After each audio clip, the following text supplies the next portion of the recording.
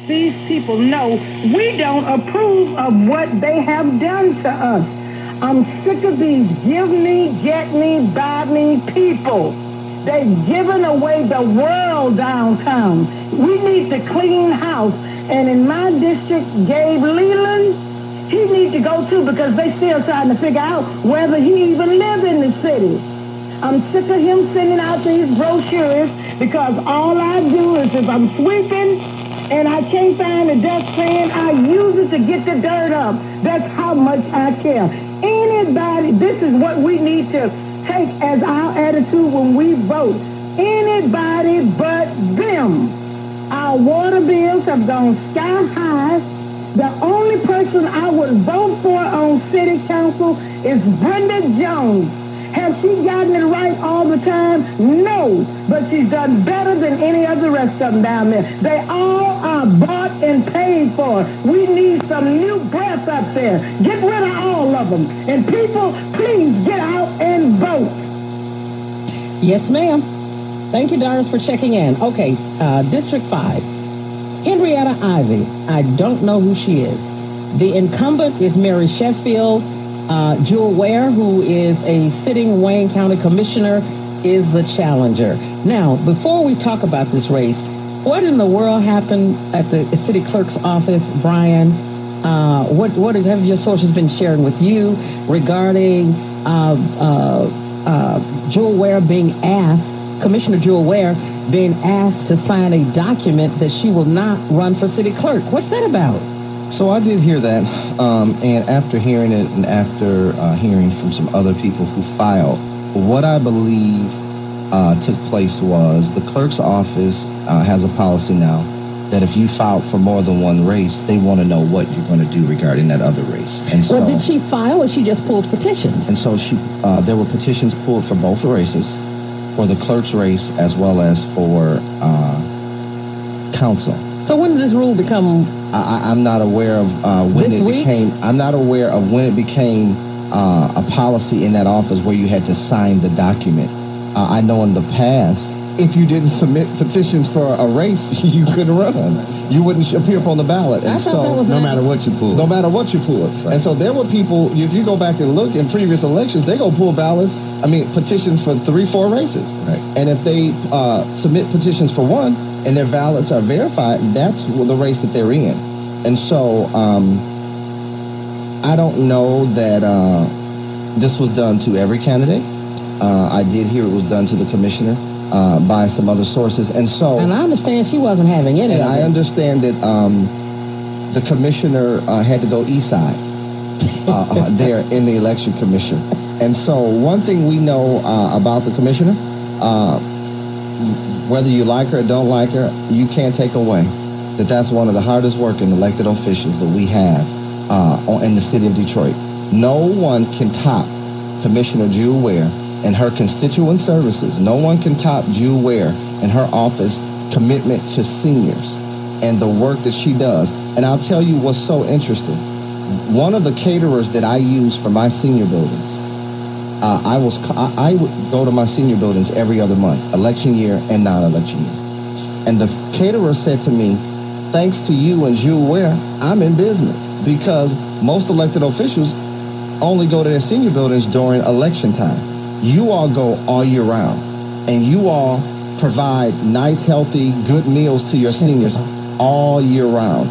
You all provide services and resources, and so this race is going to be interesting.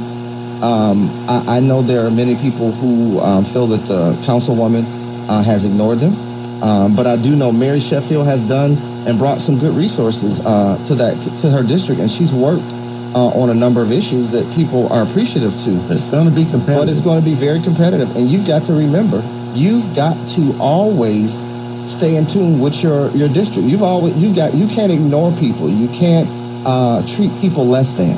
And so that's some of the things. And now let me just say this. I was born and raised in District 5 and still have at least 50 to 70 family members over in District 5. And so I have an aunt that she thinks she's a political guru, and she doesn't leave her house.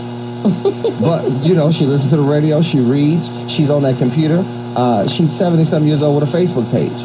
And so she calls her elected officials' offices. And so what I've heard from family members, from church members, the councilwoman has ignored them. And when she has had communication, it hasn't been the most pleasantest. And so I think it's going to be very interesting. It's going to be very competitive. So I don't know. From my viewpoint, and certainly that's not to diminish or take away from anything Rep. Banks has said, but Mary works hard. Jewel works hard.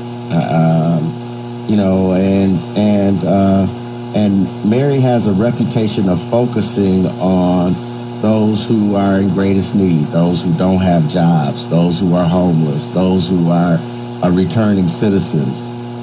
She has brought a lot of social services and resources to the community with a focus on helping people uplift their lives and stabilize their families. Is there any excuse me? Is there any truth to the rumor that Horace Sheffield has a contract with the city clerk's office? I have not heard that. Have you heard that? I have not heard that. I think that with all the work that Mary does, some of her problems in the community and the perception of who and what she is has to do with her father. This is one of those situations when parents really need to get out of the children's way. Your children's way. That has not been the case, and I think in some cases, as I hear from people, because they don't like her father, because of whatever, they're moving away. Yeah. That's the blessing and the curse of being a legacy candidate, so to speak, running behind your parents, whether it's Virgil Smith, whether it's Mary or